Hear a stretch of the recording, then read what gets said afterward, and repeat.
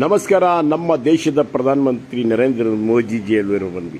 ನಾವೆಲ್ಲ ಮುಸ್ಲಿಂ ಬಾಂಧವರಿಂದ ಗೋವು ರಾಷ್ಟ್ರ ಪ್ರಾಣಿ ಎಂದು ಘೋಷಣೆ ಮಾಡಿ ಎಂದು ನಿಮ್ಮಲ್ಲಿ ಮನವಿ ಮಾಡ್ಕೊತಾ, ಅದೇ ರೀತಿ ನನ್ನ ಮುಸ್ಲಿಂ ಬಾಂಧವರಲ್ಲಿ ನಾನು ಮನವಿ ಮಾಡ್ಕೊತೀನಿ, ಕೈ ಮುಗಿದು ಈ ಬಕ್ರೀದ್ ಹಬ್ಬದಲ್ಲಿ ಗೋವುಗಳನ್ನು ಕುರ್ಬಾನಿಗೆ ಬಳಸ್ಕೋಬೇಡಿ.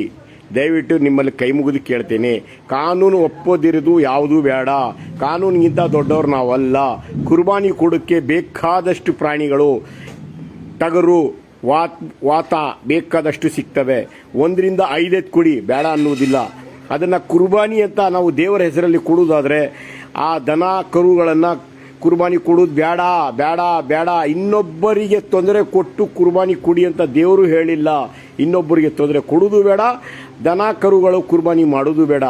ನಿಮ್ಮಲ್ಲಿ ಕೈ ಮುಗಿದು ಕೇಳ್ತೀನಿ, ಎಷ್ಟು ಮರಿಬೇಕು ನಿಮಗೆ ಬನ್ನಿ, ನಾನು ಕೊಡಿಸ್ತೇನೆ.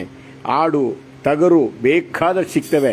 ಎಲ್ಲ ನನ್ನ ಮುಸ್ಲಿಂ ಬಾಂಧವರಲ್ಲಿ ನಾನು ಹೇಳ್ತಿದ್ದೀನಿ, ಯಾರೋ ಕಿಡಿಗೇಡಿಗಳು ಅದನ್ನೇ ಕೈಕೊಂಡು ನಮ್ಮ ಸಮುದಾಯಕ್ಕೆ ಕೆಟ್ಟ ಹೆಸರನ್ನು ತರಬೇಕು ಅಂತ ಇದ್ದಾರೆ.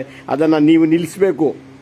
ನೀವು ಎಲ್ಲ ಮಸೀದಿ ಯಜಮಾನರುಗಳು, ತಿಳುವಳಿಕೆ ಇರೋ ನನ್ನ ಮುಸ್ಲಿಂ ಬಂಧುಗಳು, ಯುವಕರು, ಓದಿರೋ ಎಲ್ಲ ನನ್ನ ಅಣ್ಣ ತಮ್ಮದ್ರಲ್ಲಿ ನಾನು ಮನವಿ ಮಾಡ್ಕೊತಿದ್ದೀನಿ, ದನವನ್ನು ಕುರ್ಬಾನಿ ಮಾಡೋದು ಬೇಡ ಬೇಡ ಬೇಡ. ನೀವು ಮರಿ, ಟಗರು, ಆಡು ಕುರ್ಬಾನಿಯನ್ನು ಕೊಡಿ ಅಂತ ನಿಮ್ಮಲ್ಲಿ ಮನವಿ ಮಾಡ್ಕೊತಾ ಇದ್ದೀನಿ. ಇದಕ್ಕೆ ದೇವರು ಒಪ್ತಾನೆ. ಇಡೀ ದೇಶ ಮೊದಲು ನಮ್ಮ ಕುರ್ಬಾನಿ ನಾವು ಮಾಡಬೇಕು, ನಮ್ಮ ದೇಶಕ್ಕೆ ಒಳ್ಳೆ ಹೆಸರು ಬರಬೇಕು ಅಂದರೆ ನೀವು ಎಲ್ಲ ನನ್ನ ಮಾತನ್ನು ಕೇಳಿ ಅಂತ ನಿಮ್ಮಲ್ಲಿ ಮನವಿ.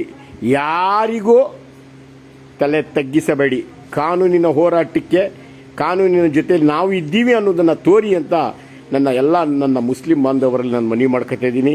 ದಯವಿಟ್ಟು ದನ ಕೊಡೋದು ಬೇಡ, ಆಡು ಕುರಿ ಎಲ್ಲರೂ ಕುರ್ಬಾನಿ ಮಾಡಿ ಅಂತ ನಿಮ್ಮಲ್ಲಿ ಇನ್ನೊಂದು ಸರಿ ಕೈ ಮುಗಿದು ಕೇಳ್ಕೊತೀನಿ. ಎಲ್ಲ ಮಸೀದಿ ಯಜಮಾನರುಗಳು, ಎಲ್ಲ ಮುಖಂಡರುಗಳು, ಓದಿರೋರಿಗೆ ಇನ್ನೊಂದು ಸರಿ ಮನವಿ ಮಾಡ್ಕೊತಾ ಇದ್ದೀನಿ, ಇದು ತಿಳುವಳಿಕೆ ಹೇಳಿ ಅಂತ ನಿಮ್ಮಲ್ಲಿ ಮನವಿ. Thank you very much.